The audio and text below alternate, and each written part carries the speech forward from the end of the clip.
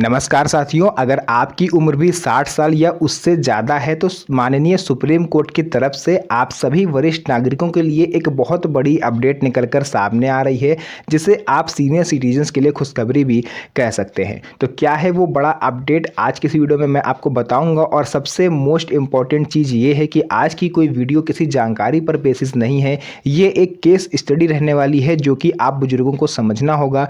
इससे आपको अपने अधिकारों के बारे में और ज़्यादा पता चलेगा। तो चलिए वीडियो को स्टार्ट करते हैं और हर एक पॉइंट पर बारीकी से बात करते हैं।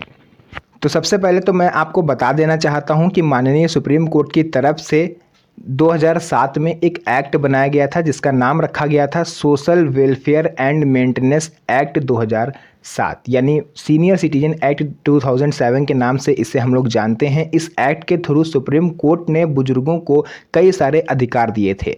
अधिकार इस तरह से दिए थे कि अगर उन्हें उनके उत्तराधिकारी प्रताड़ित करते हैं, बच्चे उनको खाना नहीं देते, मारपीट उनके साथ करते हैं, दवाइयों का खर्चा नहीं उठाते हैं, तो बुजुर्गों को ये अधिकार दिया गया कि आप जो है कोर्ट की शरण लीजिए और कोर्ट जो है आपकी जो भी मेंटेनेंस है वो आपको बच्चों से दिलवाएगा। ठीक वैसे ही तो जिस तरह से पति अपनी पत्नी को गुजारा भत्ता के तौर पर जैसे मेंटेनेंस देता है, ठीक वैसे ही बुजुर्गों को भी ये कोर्ट ने अधिकार दिया कि आप अपने बच्चों से ये चीज़ ले सकते हो। और कई सारे बुजुर्गों की ये भी कंप्लेन थी कि बच्चे हमसे ज़बरदस्ती संपत्ति अपने नाम करवा लेते हैं, हमें मारते हैं, पीटते हैं, धमकाते हैं।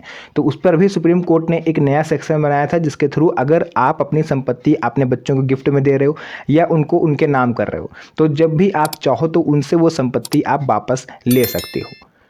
तो ये तो हो गई सीनियर सिटीजन एक्ट 2007 की बात। अब मैं आपको बताने वाला हूँ सीनियर सिटीजन की परिभाषा। क्यों बता रहा हूँ, बहुत ही महत्वपूर्ण है। अगर आप पुरुष हो तो आपकी उम्र 60 साल पूरी होनी चाहिए। अगर आपकी एज 60 साल पूरा होने में एक दिन का भी फर्क है तो सरकार आपको सीनियर सिटीजन नहीं मानेगी। और महिलाओं की उम्र भी 58 साल मानी जाती है, बट मोस्टली स्टेट्स में 60 साल पर ही महिलाओं को सीनियर सिटीजन माना जाता है। तो केस स्टडी कुछ इस तरह से है कि मामला जो है वो दिल्ली का है।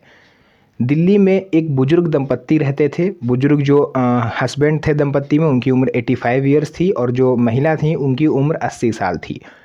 और उनका एक बेटा था जो कि लगभग 60 साल के आसपास था और उनकी एक बहू थी। मतलब ऐसे आप समझ सकते हो, बुजुर्ग दंपत्ति और उनके बेटा बहू सब लोग एक साथ रहते थे।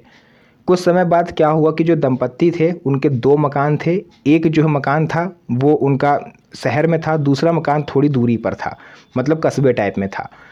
तो जिस मकान में बुजुर्ग दंपत्ति रहते थे वो शहर में था और वो उनके साथ उनका बेटा और बहू भी रहते थे।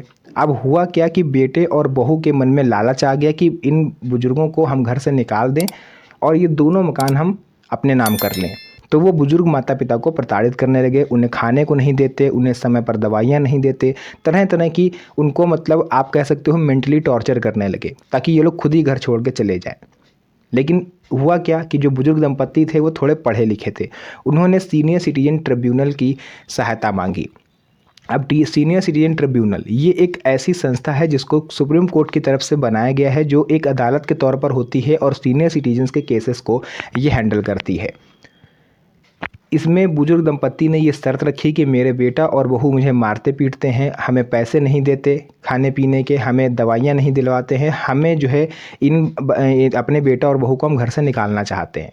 इसकी जगह पर हम किराएदार रखेंगे ताकि हमें कुछ पैसे मिल सकें। तो सीनियर सिटीजन ट्रिब्यूनल ने जांच करी और मामला सही पाया और उन्होंने उनके बेटे और बहू को ये आदेश दिया कि आपको ये मकान खाली करना पड़ेगा।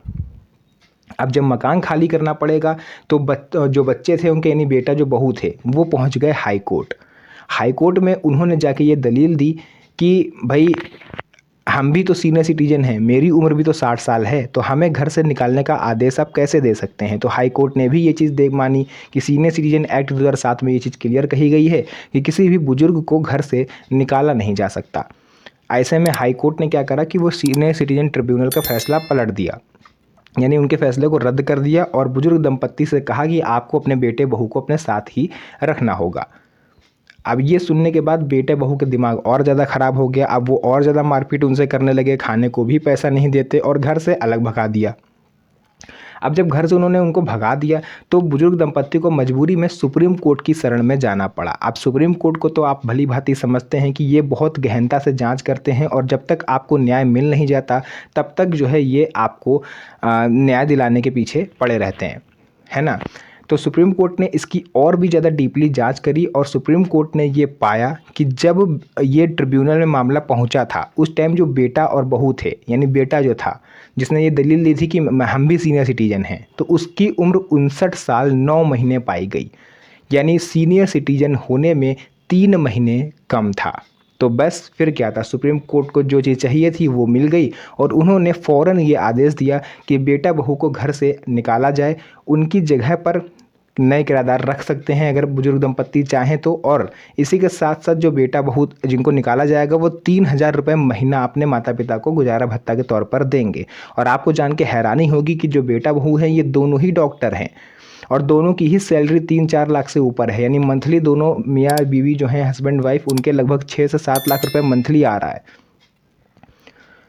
अब जो बुजुर्ग दंपत्ति था वो केस जीत चुका था, उनके दोनों मकान उनके कब्जे में थे, एक मकान में वो खुद रहते, दूसरे में उन्होंने किराएदार रख दिया और उनका जीवन आसानी से कटने लगा।